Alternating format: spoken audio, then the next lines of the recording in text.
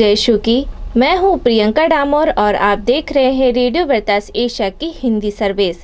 कलिसियाई समाचार में आप सभी का स्वागत है। कलिसियाई समाचारों में प्रमुख है: हताश म्यांमार प्रवासी शरण के लिए अवैध तरीके से कर रहे हैं थाईलैंड में प्रवेश। म्यांमार की सेना द्वारा एक और गिरजाघर पर गोलाबारी। चर्च श्रीलंका में बाढ़ पीड़ितों के राहत प्रयासों में हुआ शामिल। पाकिस्तान में ट्रेन हादसे में 40 की मौत। केरल के धर्माध्यक्षों ने सरकार की वैक्सीन घोषणा की सराहना की। केरल के मुसलमानों ने छात्रवृत्ति रद्द करने पर जताई नाराजगी।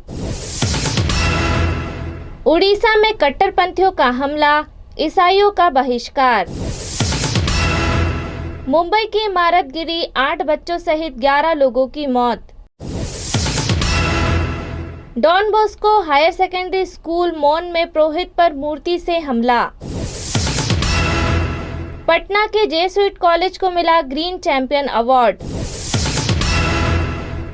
अब जानते हैं समाचार विस्तार से। हताश म्यांमार प्रवासी शरण के लिए अवैध तरीके से कर रहे हैं थाईलैंड में प्रवेश। ताजा मामलों में से एक में म्यांमार के 9 प्रवासियों को मध्य थाईलैंड के कंचनबुरी प्रांत में एक पिकअप ट्रक के पीछे प्लास्टिक की पानी की टंकियों में छिपाते हुए पकड़ा गया। पिकअप ट्रक के चालक द्वारा एक चौकी पर रुकने में विफल होने के बाद 6 जून को प्रवासियों की खोज की गई थी।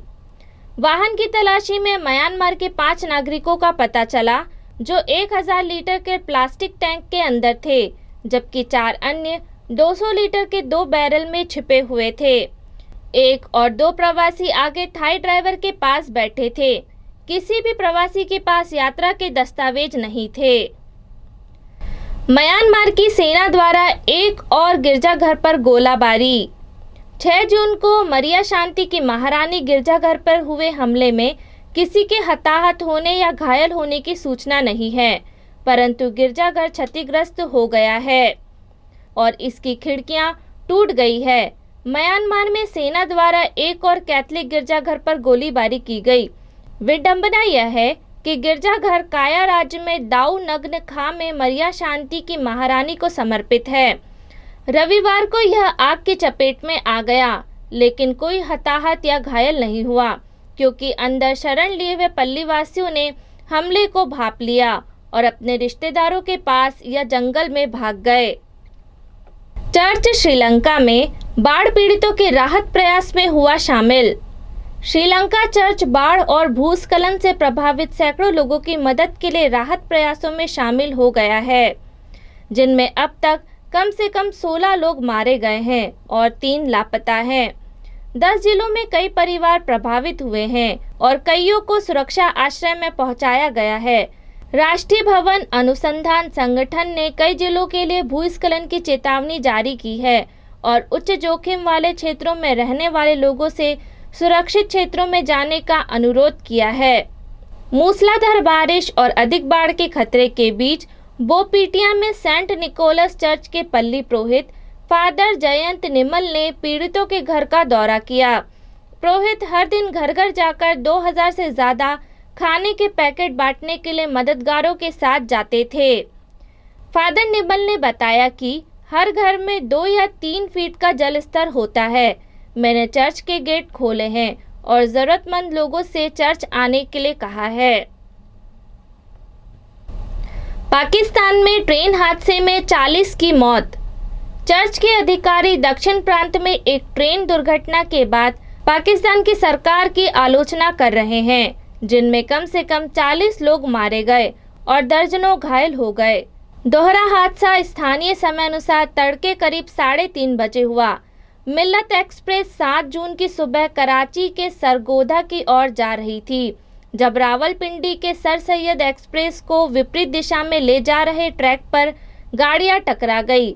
बचाव अधिकारी ऊपरी सिंध प्रांत के घोटकी जिले में स्थित शहर डहारकी के पास मलबे में फंसे घायल यात्री को निकालने की कोशिश कर रहे हैं। कैथोलिक चर्च की मानव अधिकारी शाखा, राष्ट्रीय न्याय और शांति आयोग के राष्ट्रीय समन्वयक काशिफ असलम ने रेलवे विभाग से जवाबदेही की मांग की और कहा, किसी को नैतिक रूप से जिम्मेदार होना चाहिए। अधिकांश यात्री निम्न वर्ग के हैं जो 19वीं शताब्दी की लंबी यात्रा के लिए रेलवे प्रणाली का उपयोग करते हैं। केरल के धर्माध्यक्षों ने सरकार की वैक्सीन घोषणा की सराहना की। केरल के कैथोलिक बिशप काउंसिल ने 8 जून को 18 साल से अधिक उम्र के सभी लोगों को मुफ्त कोरोना वायरस वैक्सीन की पेशकश करने की संघीय सरकार के फैसले का स्वागत किया।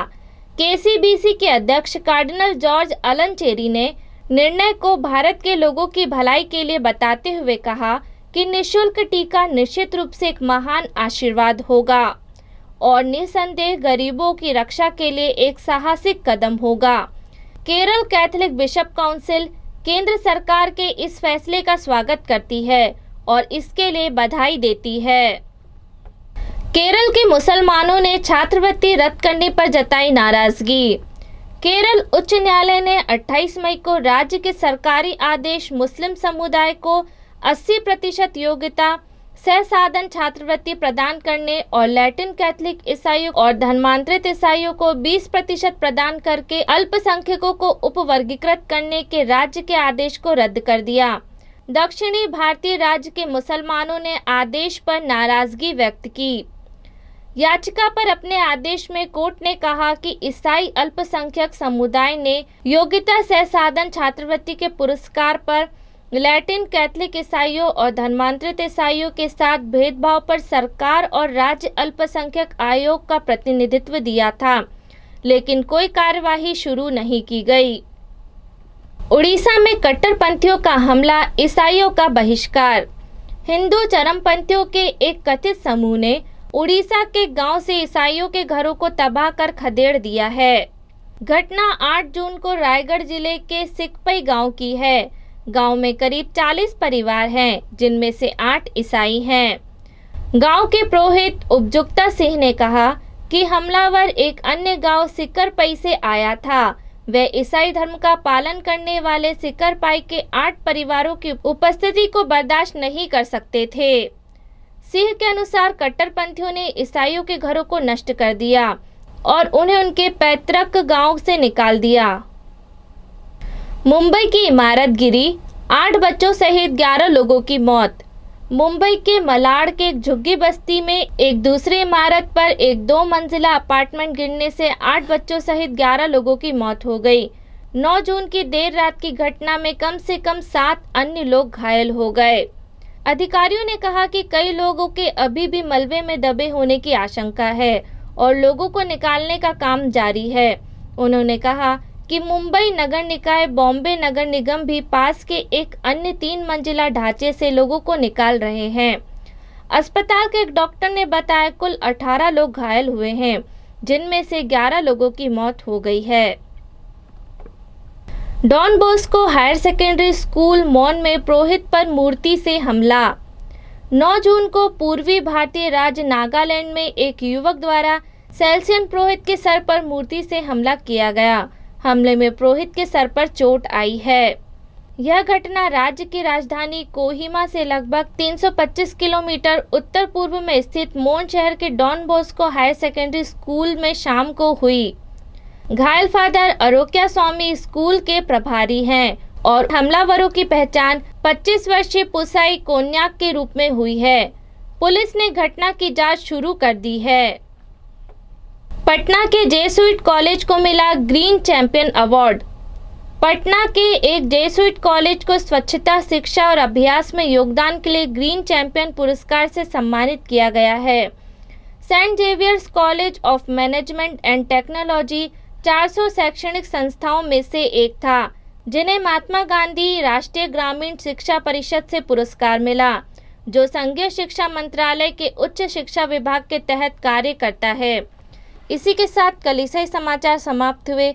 अगली बार फिर मुलाकात होगी नई खबरों के साथ। नमस्कार।